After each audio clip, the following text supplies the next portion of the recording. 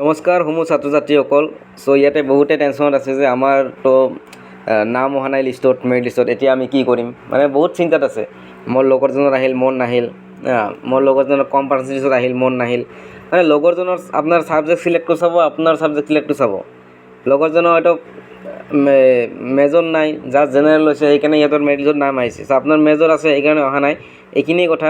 আপোনাৰ মেৰিট লিষ্টখন কেনেকৈ চেক কৰিব আপোনাৰ মোবাইলৰ পৰা, সেইখিনি বস্তু মই আপোনাক ভিডিঅ'টোত দেখাম। আপুনি ভালদৰে চাই থাকিব, একেবাৰে পাই যাব। আপোনাৰ মোবাইলৰ গুগলত টাইপ কৰিব সমৰ্থ পৰ্টেল বুলি। পৰ্টেলটো মাৰাৰ পিছত এনেকুৱা পৰ্টেলটো খোলা খাই যাব। ইয়াতে চাব মেৰিট লিষ্ট বুলি এটা অপশ্যন আছে, মই দেখুৱাই চাওক। যিটো মেৰিট লিষ্ট যিটো অপশ্যন আছে, সেই মেৰিট অপশ্যনত আপোনালোকে কি কৰিব, ক্লিক কৰিব। আপোনাৰ মোবাইলৰ পৰা হওক কম্পিউটাৰৰ পৰা ক্লিক কৰি লওক। ক্লিক কৰাৰ পিছত আপোনাৰ এখন নেক্সট পেজ এখন খোল হ'ব এনেকুৱা ধৰণৰ। চাওক ইয়াতে আপুনি চিলেক্ট কৰিব, যদি ইনষ্টিটিউশ্যন নেম আছে তাতে চিলেক্ট কৰিব আপোনাৰ গুৱাহাটী ইউনিভাৰ্চিটি বা যি ইউনিভাৰ্চিটি হয় ক্লিক কৰিব। কলেজৰ যিটো নাম হয়, আপোনাৰ যি কলেজ এপ্লাই কৰিছে কলেজৰ নামটোতে ক্লিক কৰিব। ক্লিক কৰাৰ পিছত চাইডেদি মেৰিট লিষ্ট এখন ওলাই আহিব।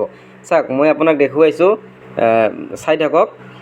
মই যেনেদৰে কৈছোঁ সেনেদৰে আপোনালোকে ক্লিক কৰক, ঠিক আছে। ইনষ্টিটিউট নেমটো লিখক, কলেজ নামটো লিখক। মই ইয়াতে গুৱাহাটী ইউনিভাৰ্চিটি আৰু কলেজৰ যিটো নাম আছিল এপ্লাই কৰা, সেই কলেজৰ নামটো ইয়াতে মই বহুৱাই দিছোঁ। আপোনালোকে যিটো ইনষ্টিটিউট নেম আছে তাতে মই ইউনিভাৰ্চিটিৰ নামটো তাতে বহাইছোঁ। তাতে ক্লিক কৰিলে ওলায় নিজে নিজে। আৰু কলেজৰ নামটো যি আছে ক্লিক কৰি কোনখন কলেজ আছে চিলেক্ট কৰিব লাগে। চিলেক্ট কৰি চাৰ্চ কৰি আপুনি চিলেক্ট কৰিব পাৰে। কৰি কিনে আপুনি এনেকৈ চিলেক্ট কৰাৰ পিছত এনেকুৱাকৈ ওলাই যাব। ওলাৰ পিছত চাওক চাইডেদি মেৰিট লিষ্ট বুলি এটা অপশ্যন আহিছে, চাইছে? ইয়াত চাইডেদি মেৰিট লিষ্টৰ নামবিলাকো আছে। লগতে চাওক ইয়াতে ইউনিভাৰ্চিটি আপোনাৰ বি এড না আপোনাৰ ছায়েন্সত নে আৰ্টছত নে গোটেইখিনি ইয়াতে আছে। যিখন মেৰিট লিষ্ট লাগে ইয়াতে ক্লিক কৰিলে আপোনাৰ মেৰিট লিষ্টখন ওলাই যাব। এনেধৰণে আপোনাৰ মেৰিট লিষ্টখন ওলাই যাব। তাতে আপোনালোকৰ যিটো ৰেজিষ্ট্ৰেশ্যন নাম্বাৰ আছিল, যিটো এপ্লাই কৰোঁতে, সেই ৰেজিষ্ট্ৰেশ্যন নাম্বাৰ দি কিনে চেক কৰিব পাৰে ইয়াতে আপোনাৰ নামটো আছে নে নাই। আৰু যদি আপোনালোকৰ নামটো অহা নাই, আপোনাৰ চিন্তা কৰিব লাগে একো নাই।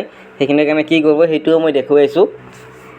নাম নাথাকিলে একো চিন্তনীয় বিষয় নাই, তাৰ কাৰণে কি ট্ৰিক আছে মই দেখুৱাইছোঁ। চাওক ইয়াতে ওপৰত চাগে এটা মই ৰাইট চিহ্ন দিছোঁ, ইয়াতে লিখা আছে তাক মেৰিট লিষ্ট 1, মানে এইটো ফাৰ্ষ্ট মেৰিট লিষ্ট আৰু দুখন ওলাব, ঠিক আছে। তাত আপোনালোকৰ নামবিলাক থাকি যাব, একো চিন্তা কৰিব নালাগে।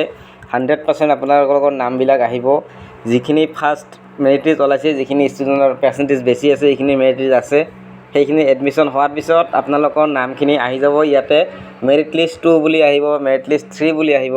আপোনালোকে একো চিন্তা কৰিবলগীয়া নাই, ঠিক আছে।